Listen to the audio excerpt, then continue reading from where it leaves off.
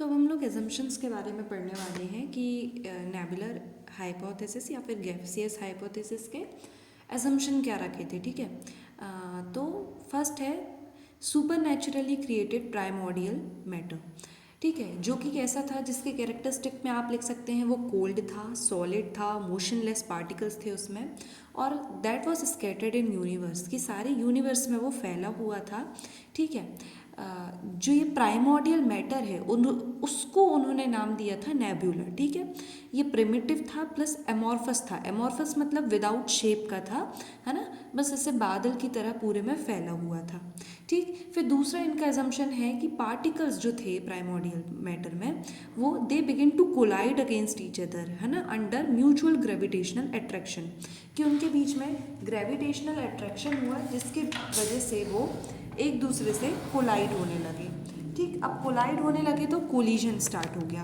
फिर थर्ड है the heat produced by the collision started a rotatory motion in the nebula, कि जब collision start हुआ तो उससे हीट जनरेट हुई। अब जो हीट है ये क्या करेगी कि एक रोटेटरी मोशन को स्टार्ट कर देगी। अभी हम समझेंगे, बस आपको ये 3 एजम्पशंस याद रखने हैं। ठीक है। अब आप ये इससे एक बार और समझ ले जितने भी एजम्पशंस मैंने लिखे हैं। ठीक है। ये जितनी भी प्रोसेसेस हैं ये अभी हम अच्छे से समझने वाले हैं, बट आपको ये एक काम करना आप कि लास्ट में जब आप पूरी थ्योरी पढ़ लें इसको एक लास्ट में एक समरी की तरह देख सकते हैं। ठीक है। तो अब हम सीधे आते हैं कि स्टेजेस क्या हैं ये सब फॉर्मेशन के। ठीक है। तो आप यहीं से समझते जाओ। ठीक है। तो देखो, ये है एक प्राइमोर्डियल मैटर। ठीक है। प्राइमोर्डियल मैटर के अंदर जो मैटर था, जो पार्टिकल्स थे, वो कैसे थे, कोल्ड, सॉलिड और मोशनलेस थे। ठीक है। तो इस प्राइमोर्डियल मैटर को उन्होंने क्या नाम दिया, नेब्यूला नाम दिया। नेब्यूला एक ऐसा क्लाउड होता है जो कि हाइड्रोजन, हीलियम और कॉस्मिक डस्ट से बना होता है। ठीक है। ये सारे यूनिवर्स में क्या था, फैला हुआ था। ये प्रिमिटिव था, मतलब सबसे पुराना था, और एमॉर्फस था, मतलब विदाउट शेप का था। ठीक है। ये ऐसे ऐसा है, मान लो, है ना। अच्छा, एक बात और है इसकी कि इसका जो मास है वो बहुत ज़्यादा था, लेकिन इसकी जो डेंसिटी है वो बहुत कम थी। मास मतलब इसमें चीज़ें बहुत सारी थी लेकिन दूर दूर फैली हुई थी, इसलिए इसका कह रहे हैं हम कि मास बहुत ज़्यादा था, एनॉर्मस मास था, but very less density, density बहुत कम थी। ठीक है। ये मैंने लिखा नहीं है, आपको याद रखना है। फिर सेकंड पॉइंट देखो आप, सेकंड पॉइंट क्या होता है, ग्रेविटेशनल अट्रैक्शन स्टार्ट होता है। अच्छा, ये प्राइमोर्डियल मैटर का होना, ग्रेविटेशनल अट्रैक्शन का होना, और फिर ये हीट प्रोडक्शन का, ये एजम्पशन है। ठीक है। तो ये एज्यूम करके चला है हमारे इमैनुअल कांट ने कि ऐसा हुआ था। ठीक है। अब ग्रेविटेशनल अट्रैक्शन हुआ। ग्रेविटेशनल अट्रैक्शन ने क्या किया, ये जो पार्टिकल्स थे इन लोग एक दूसरे को पुल करने लगे एक दूसरे की तरफ, और कोलिजन स्टार्ट हो गए। ठीक है। अब कोलिजन जब स्टार्ट हुआ तो 2 चीज़ आई, देखो। एक है आपका कोलिजन रेट बढ़ गया, पहला आया फ्रिक्शनल फोर्स। देखो, अब ये आपस में टकराएंगे तो फ्रिक्शनल फोर्स होएगा। अब फ्रिक्शनल फोर्स की वजह से क्या हुई, हीट प्रोड्यूस हुई। हीट प्रोड्यूस हुई मतलब एनर्जी का प्रोडक्शन हुआ। अब एनर्जी बढ़ेगी, हीट बढ़ेगी तो टेम्परेचर बढ़ा। टेम्परेचर बढ़ा तो क्या हो गया, आपका जो सॉलिड प्राइमोर्डियल मैटर था वो गैस में तब्दील हो गया, सॉलिड से गैस बन गया। ठीक है। क्यों, क्योंकि हीट बढ़ रही है। तो मतलब जो कोल्ड नेब्यूला था वो हॉट नेब्यूला बन गया। अभी आपको यहाँ तक की ध्यान रखना है। अब देखो, ये जो कोलिजन रेट जैसे जैसे बढ़े, अब देखो कैसे बढ़े, अब ये भी सुनो। ग्रेविटेशनल अट्रैक्शन एक दूसरे की तरफ खींच रहा है। अब खींच रहा है तो ये जो साइज है वो क्या हो रहा है, कम हो रहा है। अब जैसे जैसे साइज कम हो रहा है वैसे वैसे कोलिजन रेट और बढ़ेंगे, क्योंकि अब और पास आ रहे हैं और जम जम से कोलाइड होंगे, है ना। तो कोलिजन रेट बढ़ रहा है। अब कोलिजन रेट बढ़ रहा है तो क्या हुआ कि मोशन जनरेट हो गया, और वो इसी मोशन को कहते हैं rotatory motion. Entire mass begin to rotate, ये जितना भी मास था ये सारा कुछ रोटेट होने लगा। समझ में आई बात, है ना। हालांकि ये लिमिटेशन का भी पॉइंट है, क्योंकि ऐसा कहाँ लिखा गया है कि कोई भी अगर मतलब कोलिजन होएगा तो रोटेशन उससे स्टार्ट होएगा, या ऐसा कुछ नहीं है, लेकिन उन्होंने ऐसा माना। ठीक है। तो रोटेटरी मोशन हुआ। अब देखो, अब हमने यहाँ पढ़ा था कि हॉट नेब्यूला बना। अब हॉट नेब्यूला बना तो इसका साइज एक्सपेंड हुआ। देखो, एक्सपेंशन हो रहा है यहाँ पे साइज का। कोल्ड नेब्यूला से हॉट नेब्यूला बना, है ना। तो यहाँ एक्सपेंशन हुआ, लेकिन फिर देखो आप, रेडिएशन की वजह से, रेडिएशन मतलब एक हीट ट्रांसफ़र का मीडियम होता है जिसमें बिना उसके मीडियम के कुछ हीट ट्रांसफ़र हो जाती है, ठीक है? तो मीडियम तो कुछ नहीं है, हीट ट्रांसफ़र हो गई। अब हीट ट्रांसफ़र हो रही है तो हीट लॉस हो रहा है, हीट लॉस हो रहा है तो कॉन्ट्रैक्शन हो रहा है।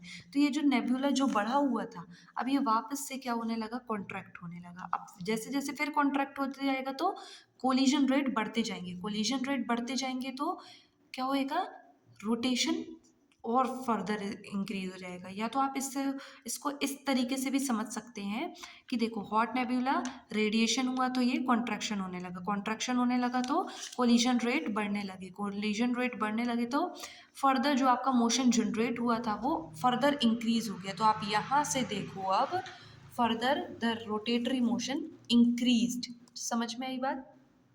ठीक है। अब देखो, एक बात आपकी और आती है, देखो जब आपका साइज कॉन्ट्रैक्ट हो रहा है तो हमने पढ़ा है L is equals to M V R, law of conservation of angular momentum. ये क्या कहता है, L मतलब एंगुलर मोमेंटम कांस्टेंट रहेगा, M V R mass, velocity और रेडियस। अब रेडियस कम हो रहा है आपका, मास तो सेम रहेगा, वेलोसिटी और रेडियस आप चेंज कर सकते हैं। अब जब रेडियस चेंज हो रहा है तो वेलोसिटी को बढ़ना पड़ेगा कि नहीं बढ़ना पड़ेगा, तो इसी वजह से देखो जब ये कॉन्ट्रैक्शन हो रहा है तो इसकी वेलोसिटी बढ़ रही है, ठीक है, आपके नेबुला की। ठीक है, तो इसका रोटेटरी मोशन हो रहा है, ठीक है। तो देखो आपने पहला पढ़ा, अब साइज फर्दर कॉन्ट्रैक्ट हो रहा है, देखो जैसे जैसे रोटेटरी मोशन बढ़ रहा है ना, वैसे वैसे क्या हो रहा है, मतलब सॉरी, साइज फर्दर कॉन्ट्रैक्ट हो रहा है, मतलब ये जो हीट लॉस हो रही है उससे साइज फर्दर क्या हो रहा है, कॉन्ट्रैक्ट हो रहा है। अब साइज फर्दर कॉन्ट्रैक्ट हो रहा है तो आपका ये जो law of conservation of angular momentum है ये क्या कहेगा कि रोटेटरी मोशन और बढ़ जाए। तो अब रोटेटरी मोशन बहुत ज़्यादा बढ़ चुका है, आप समझ लो। ठीक है, अब ये हमारे हो गए, ये 4 फैक्टर्स हो गए, आपने समझा है ना। पहला प्राइमॉर्डियल मैटर था, तो ग्रेविटेशनल अट्रैक्शन हुआ, ग्रेविटेशनल अट्रैक्शन से कोलिजन हुआ, है ना, कोलिजन हुआ तो हीट जनरेट हुई, ये मोशन स्टार्ट हो गया तो ये रोटेशन स्टार्ट हो गया। अब आप इसी से मान लें कि रोटेटरी मोशन बढ़ गया। अब फोर्थ पॉइंट में देखिए आप, फोर्थ पॉइंट में क्या हुआ, ये देखो, अब the spinning cloud becomes flattened into a disc like shape with most mass towards the centre. ठीक है, अब ये जो बहुत ज़्यादा ये जो स्पिन हो रहा है आपका क्लाउड है ना, ये फ्लैट हो गया, एक डिस्क लाइक टाइप का शेप बन गया इसका। ठीक है, अब ऐसा कैसे हुआ ये देखो। अब पहले एक बार और हम रिवाइज कर लेते हैं। स्टेज 1 में क्या हुआ था, कुछ नहीं था यूनिवर्स में, सिर्फ एक नेबुला का गैस, नेबुला था, क्लाउड था, ठीक है, नेबुला था, गैस का क्लाउड था, जो कि किससे, हाइड्रोजन, हीलियम और कॉस्मिक डस्ट से बना था। मतलब कोई मून नहीं था, कोई सन नहीं, कोई प्लैनेट्स नहीं, कोई ऑर्गेनाइज स्ट्रक्चर नहीं। स्टेज 2 में क्या हुआ, ओवर टाइम एक डिस्टर्बेंस हुआ, डिस्टर्बेंस ने क्या किया, cause the nebula to collapse inward under its own gravity. ठीक है, यहाँ पे छुप गया है तो आप, मैं बता रही हूँ, आप सुन लो। ठीक है, अब क्लाउड जो है कॉन्ट्रैक्ट हुआ, है ना, ग्रेविटी के अंदर कोलाप्स होने लगा तो क्लाउड क्या हुआ, कॉन्ट्रैक्ट हुआ, पार्टिकल्स मूव हुए। अब पार्टिकल्स जैसे जैसे क्लोजर आएंगे ग्रेविटेशनल अट्रैक्शन और ज़्यादा बढ़ जाएगा, कोलाप्स और ज़्यादा बढ़ जाएगा और ये होएगा ग्रेविटेशनल कॉन्ट्रैक्शन। अब स्टेज 3 में देखो, नेबुला फर्दर कॉन्ट्रैक्ट हो रहा है, रोटेटरी मोशन क्या हो रहा है, इंक्रीज हो रहा है, जो कि किस वजह से आया था, कोलिजन ऑफ पार्टिकल्स की वजह से आया था। क्या लग रहा है, law of conservation of angular momentum लग रहा है। ठीक है, अब स्टेज 4 में देखो, यहाँ से पढ़ना है, formation of a flattening disc. देखो, स्पिनिंग क्लाउड फ्लैटेंड, ये जो बहुत ज़्यादा स्पिन हम देख रहे हैं इंक्रीज होती जा रही है इसकी, जैसे जैसे क्लाउड श्रिंक हो रहा है वैसे वैसे इसकी जो इस रोटेटरी मोशन है वो बढ़ते जा रहा है, आप यहाँ लिख सकते हैं उसको। ठीक है, तो वेलोसिटी बहुत बढ़ गई है ना, तो अब जो मैटर है वो पूरा इन्वर्ट तो होएगा नहीं, है ना, तो उसको मतलब फॉल तो होएगा नहीं, तो उसको सेंट्रीफ्यूगल फोर्स क्या होएगा, आउटवर्ड पुश करेगा। अब आउटवर्ड पुश करेगा तो कोई चीज़ देखो अंदर ऐसी हो रही है और उसको सेंट्रीफ्यूगल फोर्स क्या कर रहा है, आउटवर्ड कर रहा है, तो अब ये क्या बन जाएगा, एक फ्लैट डिस्क लाइक स्ट्रक्चर ले लेगा। ठीक है, with a dense central core. अब इसका जो सेंट्रल कोर होएगा इस डिस्क का वो डेंस होएगा, और जो उसके बाहर के आउटर वाला पार्ट होएगा, आउटर डिस्क रहेगी, है ना, उसको हम कहेंगे प्रोटो प्लानिटरी डिस्क। प्लानिटरी क्यों बोल रहे हैं, क्योंकि इसी डिस्क से फर्दर आपके प्लैनेट्स बनेंगे, तो ये क्या होएगी, थोड़ी हल्की रहेगी। इस इतनी डेंसिटी नहीं रहेगी इसकी, ठीक है। अब ये प्रोटोप्लैनेटरी डिस्क क्या एक्सप्लेन करती है कि why all the planets revolve around sun in a same elliptical plane that is orbit और सेम डायरेक्शन, की एक ही रिंग से बना है, एक ही डिस्क से बना है, इसलिए एक ही टाइप का इनका प्लेन है और एक ही टाइप का इन लोग रिवॉल्व कर रहे हैं, मतलब एक ही डायरेक्शन में, ठीक है। अब देखो centrifugal force and ring formation, ये अच्छा पहले यहाँ देखो, most mass towards the centre मतलब प्राइमरी कंडेंसेशन, प्राइमरी कंडेंसेशन मतलब ये जो डिस्क फ्लैटन हुई इसमें बीच में जो है ये कंडेंस मोस्ट मास हुआ और इसी से बना हमारा प्रोटोसन, ठीक है। और जो सेकेंडरी कंडेंसेशन हुआ rings in the surrounding disc, है ना, जो कि क्या बनाएंगी, प्लैनेट और सैटेलाइट बनाएंगी, ठीक है। अब centrifugal force and the ring formation, fifth stage देखो आप अपना, ठीक है। तो as the nebula won faster the centrifugal force at the equator mass of mass eventually exceeded the gravitational pull. देखो दो चीज़ें साथ में चल रही है, एक तो ग्रेविटेशनल पुल लग रहा है और दूसरा आपका सेंट्रीफ्यूगल फोर्स लग रहा है, या तो आप कहें सेंट्रीपेटल फोर्स लग रहा है जो कि इनवर्ड्स खींच रहा है सबको, और सेंट्रीफ्यूगल फोर्स लग रहा है जो कि आउटवर्ड्स भेज रहा है सबको, ठीक है। अब क्या हुआ, लेकिन ये जो सेंट्रीफ्यूगल फोर्स है आपका, ये सेंट्रीपेटल या फिर ग्रेविटेशनल पुल से एक्सीड हो गया। अब एक्सीड हुआ तो क्या हुआ, ये सारी चीज़ों को थ्रू आउट कर देगा, ये जो डिस्क बनाया है इसने वो थ्रू आउट हो जाएगी बाहर, ठीक है। जैसे ऐसा है मान लो, तो ये ऐसा एकदम से फैल जाएगा ऐसे, ठीक है। तो equator at mass exceeded the gravitational pull, this caused rings of mass to be thrown off from central body. अब ये जो डेंसिटी, जो प्राइमरी और सेकेंडरी कंडेंसेशन हुआ था, है ना, अब ये जो मास है ये थ्रू आउट हो गया और सेंट्रल बॉडी से अलग हो गया, ठीक है। अब ये जो थ्रू आउट वाला है इन्हीं ने बनाई, 9 रिंग्स सेपरेट हुई, ठीक है, इन्हीं ने प्लैनेट्स और सैटेलाइट बनाए और जो रिमेनिंग बीच वाला रह गया वो सन हो गया, ठीक है। अभी हम आगे देखेंगे, ठीक है। ये स्पिनिंग हो रही थी इसकी, फिर स्पिनिंग होते होते क्या हुआ, सेंट्रीफ्यूगल फोर्स सेंट्रीपेटल फोर्स से ज़्यादा हो गया, रिंग्स रिंग्स थ्रू आउट हो गई, आपको कहना चाहिए ये ऐसे टाइप का बना लो आप, रिंग्स थ्रू आउट हो गई और ये रिंग्स नहीं आगे चल के प्लैनेट्स और सैटेलाइट्स बनाए, ठीक है। अब स्टेज 5 में देखो, अभी तक की क्या हुआ देखो, स्टेज 4 में हमने क्या बात करी थी, डिस्क की। स्टेज 5 में हमने क्या बात करी थी कि ये डिस्क में, मतलब जो डिस्क में कंडेंसेशन हुआ था, ठीक है, प्राइमरी और सेकेंडरी कंडेंसेशन। अब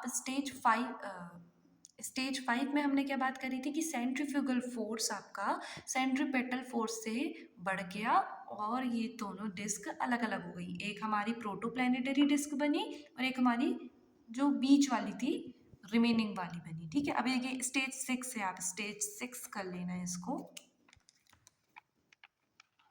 ठीक है। तो सेंटर ऑफ डिस्क, यहाँ पे मोस्ट मास क्या था, एक्यूमुलेटेड था।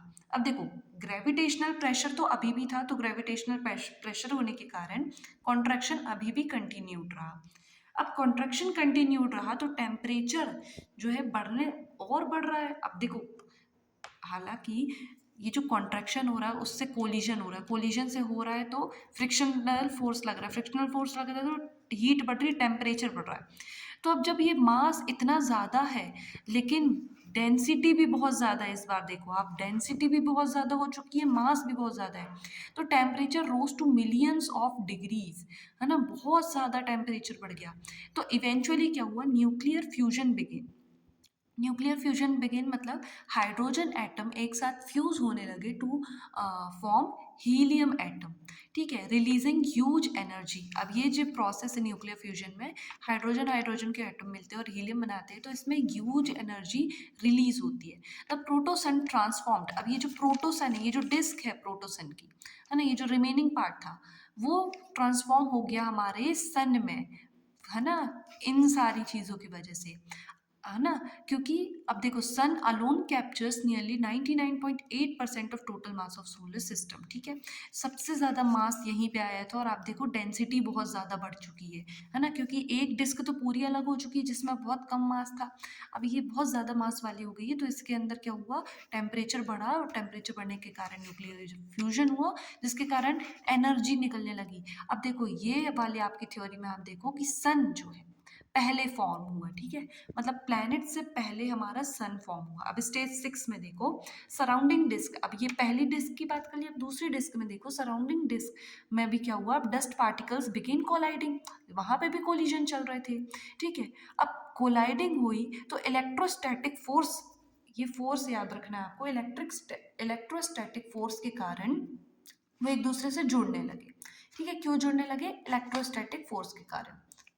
तो डस्ट से पेबल्स बने, पेबल्स से रॉक्स बने, रॉक से लार्ज बॉडीज बनी जिन्हें हम प्लैनेटेसिमल्स कहते हैं। अब स्टेज 7 में देखो ये कंटिन्यूड रहा कोलिजन और एक्रीशन, ये जो प्लैनेटेसिमल थे ये मर्ज हुए, बड़े प्लैनेटेसिमल्स ने छोटे प्लैनेटेसिमल्स को ग्रेविटी के कारण अट्रैक्ट किया, पुल किया, ठीक है। Large bodies dominated smaller once, this process is called accretion. अब एक्रीशन हुआ, ठीक है। अब स्टेज 8 देखो आप, अच्छा 7 देखो पहले। अब depending on distance from sun planets form हुए, है ना, यहाँ पे लिख देना आप प्लैनेट्स फॉर्म्ड। अब देखो डिस्टेंस अगर कम है, इनर प्लैनेट्स देखो जैसे आप मर्क्यूरी, वीनस, अर्थ, मार्स को देखो, डिस्टेंस कम है सन के साथ, है ना। अब क्योंकि सन फॉर्म हो चुका है पहले, तो यहाँ सन के पास है क्योंकि ये, तो इनका टेम्परेचर क्या है, ज़्यादा है। टेम्परेचर ज़्यादा है तो लाइट गैसेस क्या हो गई, स्केप कर गई, और ये रॉकी और मेटेलिक प्लैनेट्स बने, इसलिए हम कहते हैं ना इनको, ये रॉकी प्लैनेट्स हैं, है ना, ये सॉलिड प्लैनेट्स हैं आपको कहना चाहिए। और फिर जो आउटर प्लैनेट्स है ये दूर है डिस्टेंस में, तो इनका टेम्परेचर लो है। अब लो टेम्परेचर है तो गैसेस वहाँ रह पाएंगी, गैसेस हो गई कंडेंस, और ये गैस जाइंट्स बने या फिर आइस जाइंट्स बने। ये रॉकी नहीं है, ये सॉलिड नहीं है, ठीक है, इनमें आप पैर नहीं रख सकते, आप कहना चाहिए, ठीक है। तो प्लैनेट्स फॉर्म हो गए सन के बाद, ठीक है।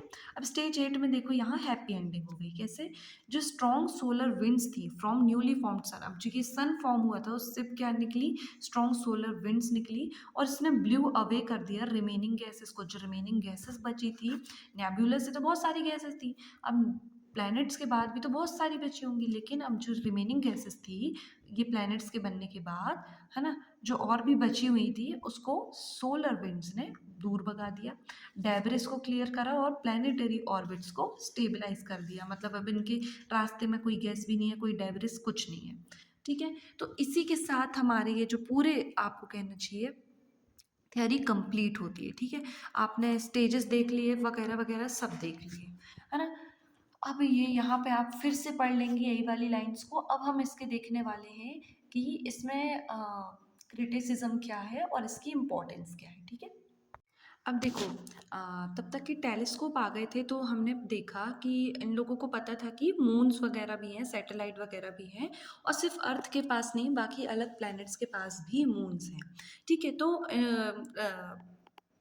अपने इमैनुअल कांट जी ने क्या बताया कि मून्स या फिर सैटेलाइट्स का फॉर्मेशन कैसे हुआ, same process at A small scale. देखो मान लो ये हमारा जो सन है, ठीक, इसके ऑर्बिट में ये क्या हो गया है, अर्थ बन गई है, ठीक है। अब अर्थ के बाजू में भी जो डस्ट पार्टिकल्स रहेंगे वो भी तो जुड़ेंगे एक दूसरे से, उनमें भी एक्रीशन होएगा, और यही एक्रीशन से क्या हुआ, ये जो प्लेनेट है उसके आजू बाजू वाले मतलब ये प्लैनेट्स की ग्रेविटी में घूमने लगे हो, ठीक है, ये जो सैटेलाइट्स बने, rotating surrounding nebular particles detached moons, है ना, ये जो सराउंडिंग नेबुलर पार्टिकल्स थे ये भी डिटैच हो गए, और फिर एक्रीशन हुआ इनमें और ये बना लिए क्या, मून बना लिए, ठीक है।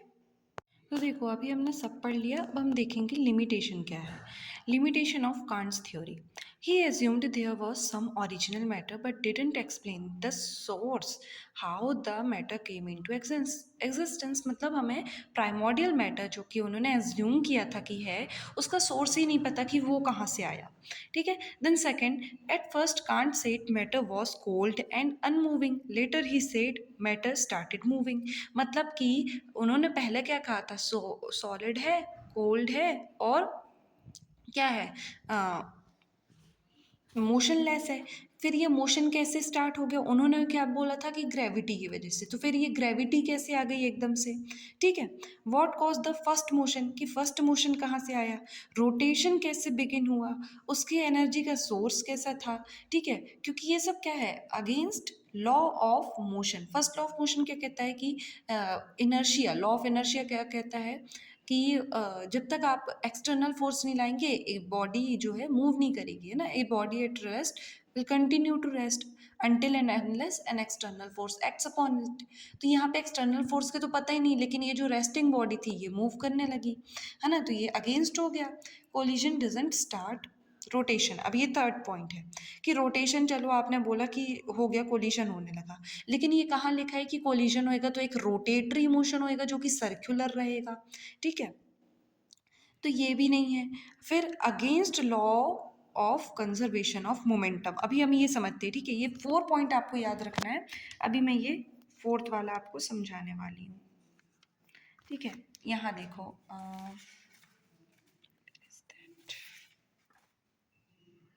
चलो यहाँ देखो, देखो यहाँ पे हमने देखा था कि ये जो फ्रिक्शनल फोर्स के कारण हीट प्रोड्यूस हुई, हीट प्रोड्यूस होने के कारण टेम्परेचर बढ़ा, टेम्परेचर बढ़ने के कारण एक्सपेंड होती चीज़ें, तो एक्सपेंड हो रही चीज़, तो इसका साइज़ क्या हो रहा है, बढ़ रहा है, हमने ये देखा, ठीक है। ये लिमिटेशन अभी मैंने इसी को समझाने के लिए देखा था, ठीक है, रखा था। अब देखो ये साइज़ बढ़ रहा है आपका, और यहाँ पे देखो कोलिजन रेट होने के कारण ये क्या कह रहे हैं, मोशन जनरेट हो रहा है, और मोशन जनरेट हो रहा है तो ये रोटेटरी मोशन है जो कि इंक्रीज हो रहा है। अब हमने ये देखा था रेडिएशन वाली बात, लेकिन देखो ये क्या कह रहे हैं कि एक पल को तो ये साइज बढ़ रहा है प्लस आपका रोटेशन भी बढ़ रहा है क्योंकि कोलिजन रेट बढ़ रहा है, तो ये तो कहीं की बात नहीं हुई। जो हमने L=mv/r का स्क्वायर देखा था, इसमें हमने रेडिएशन की बात की थी, है ना, लेकिन इसको अगर हम हटा दें तो एक पल में आप बोल रहे हैं कि इसका साइज़ बढ़ रहा है ना, क्योंकि हीट बढ़ रही है ना, मतलब ये बहुत कॉन्ट्राडिक्टरी सी बात नहीं होगी। देखो एक समय को तो आपका हीट बढ़ती ही जा रही, तो आपका साइज़ भी बढ़ना चाहिए।